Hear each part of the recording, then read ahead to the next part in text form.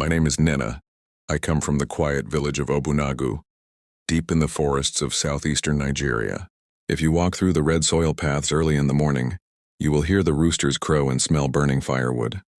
But no matter how peaceful our village seems, there are stories that live in the shadows, stories that carry pain, secrets, and shame. Mine is one of them. I was married to Obinna, the son of a respected chief. Our wedding was loud, colorful, and blessed by elders and spirits. Everyone said I was lucky. Obinna was handsome, strong, and rich.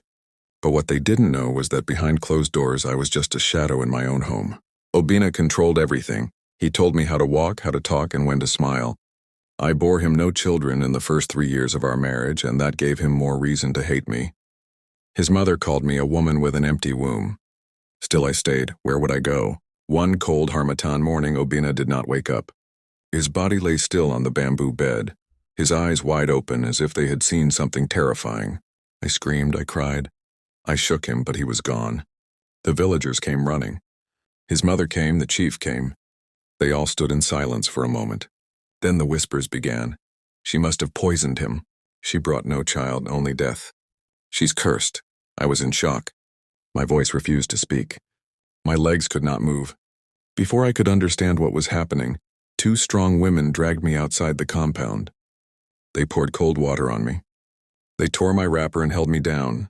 Then someone, an old widow from the next village, shaved all the hair off my head with a broken razor blade. Blood and shame mixed on my scalp. The crowd watched. No one stopped them. She must walk through the village, the elder said. Let her carry the shame. So I did, barefoot, bald with ashes rubbed on my body. People spat at me. Some threw stones. Children pointed and laughed. I became a walking curse, a witch in their eyes, a killer in their minds. But I did not kill Obinna. That night, I was sent to sleep in the forest beside his grave. They said if I survived the night, it meant I was innocent. The air was cold, the trees whispered. Strange sounds moved around me, but I stayed still. I wept quietly, my tears washing the earth that covered my husband's bones. By morning, I was still alive. But they still didn't believe me. The chief called a meeting.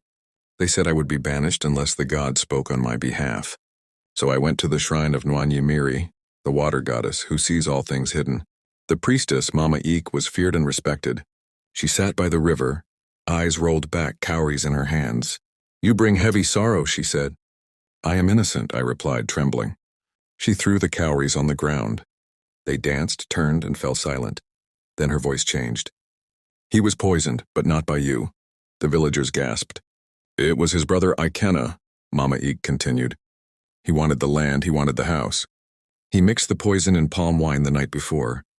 He thought no one would know. A loud cry came from the back. Ikenna fell to the ground, shaking. It was only meant to make him sick, he shouted, not to kill.